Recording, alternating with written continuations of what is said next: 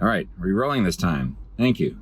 So I just did my leg workout. It was a little tougher today for some reason. I'm not sure why. I lost a couple of reps in 2 of my routines. And then I wasn't even able to do the last routine because the gym was unusually busy today, which was pretty frustrating, but I still got a pretty good burn in my legs, so I'm not too worried about it. Obviously, this is a much better alternative to not showing up at all. So yeah, I've been stuck at 213 for over a week now. I was at 211.9, about 212 for a while, and then I gained another pound. I mean, I know I'm still losing fat, so I'm not worried about that aspect of it. It's probably, once again, it's a combination of water weight, I think, and the amount of muscle that I'm gaining right now. Somebody on the Lose It forums or the Lose It group on Facebook had given me the advice to actually keep track of measurements, like waist measurements and probably thigh measurements and things like that.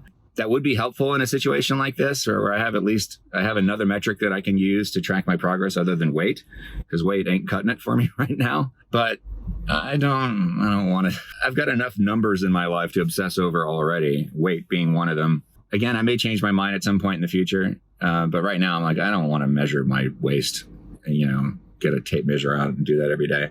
Maybe sometime. I don't know. For now, I think I'm just going to try to be patient and ride this out. I just got my weekly summary from Lose It, which you can set to be emailed to you. And it's really useful. They show you, every day of the week, they show you how many calories you ate, how many exercise calories you burned, well, how many bonus calories you were credited. It's not really your total exercise calories. And then the net calories, which is your total food minus those bonus calories. And that's really the number that I'm most interested in, because it seems to be the one that tracks with how much weight I'm losing or what weight I'm maintaining. So looking at that, I know that I'm on a good path. Yeah, I think I'm going to be fine. I just need to be patient. Okay, so I did actually make some progress on the scale after I recorded that bit outside the gym. I'm down now to 211.5. So this has happened to me a few times, actually. I think it's because of the weird schedule I'm on. It's pretty typical that I'm not able to get a good number on the scale until the middle of the day, because I typically don't eat a whole lot until later in the evening or early evening. So anyway, I just discovered something on Lose It recently that I find really useful, and I kind of wish that Lose It would make this just a data chart that you can look at without having to go through these silly steps. But I was talking about net calories recently and how useful I found that, and trying to figure out where I was going wrong back in January of 2020. And that whole period, really, it was late 2019 and the first couple months of 2020 where I was stuck at 199 pounds. At the time, I had kind of an idea of why, but I wasn't sure. I didn't really look into it. But I went and looked at the data, looked at my average net calories for that period, and I was eating at maintenance. Well, I should say it wasn't just eating, it was a combination of what I was eating and how much exercise I was getting. That's what your net calories are. It's the total amount of food you've eaten minus the bonus calories that Lose It gives you, which is really sort of an adjustment for what your activity level actually is based on what this little device is telling Lose It. Yeah, but the Lose It kind of frustratingly doesn't have an insight chart just for net calories that I've been able to find. But anyway, so this is what you need to do. So if you're in your log screen and you go to goals and you've got this thing here, when you tap on that and you say edit and scroll down, it says to start and refresh segment. So if you are just coming back to Lose It after being off of it for a long time, like I just did, I gained 20 pounds and I came back to start over again, you'll want to keep, start fresh and keep the data. Don't delete your data. You're going to want the data. No matter how far back it goes, you're going to find that data useful someday. So keep the data if you're doing this. I'm not going to do that right now, but because I've already refreshed my plan, the date at which I refreshed my plan to start over again is going to be important here in a second. You'll see why. So we're going to go back to, actually it doesn't matter. We can go back to log screen or the home screen, and we're going to tap on the profile icon on the upper right. Then we'll scroll down to where it says export data.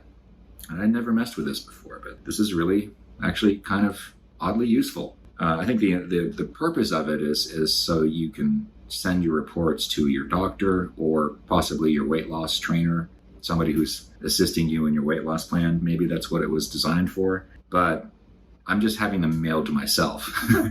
But I just discovered something that's kind of cool. If you tap on manual email reports And this is where you can configure if you want to have the reports mailed to you daily or weekly or both. I do both.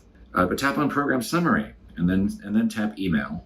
Email report. We're not actually going to email it. But this is how the only way you can see this data. So here you go. Start date, April 19th. That's when I refreshed my plan, like I just showed you, right? Go down a little bit further, and it says daily averages for this period of time. So on average, daily I'm eating about 2,500 calories, but my net calories, which is the total amount I've eaten minus, it says exercise calories here. It's really the bonus calories that Lucid gives you, which again is an adjustment for your actual activity level, not your guesstimated or ballparked activity level. So my average net calories are 2,200. So 2,600 calories for me was roughly the maintenance weight for 199. What's the maintenance weight for 220 for me? Let's find out. I'm going to caloriecalculator.net again, like I did in my other video. So I'm just going to try to guess where 2,200 calories would land me. 177 is my goal weight, right? So 52, 11. And okay, let's guess 172. No? That's crazy. How about 165? I'm not even... Okay, so 165. There's no way I'm ever going to get that. Maybe. But this, I'm just going to stop there. If this calculator is correct, I should actually overshoot my goal. We're just going to have to wait and see. I kind of find that hard to believe.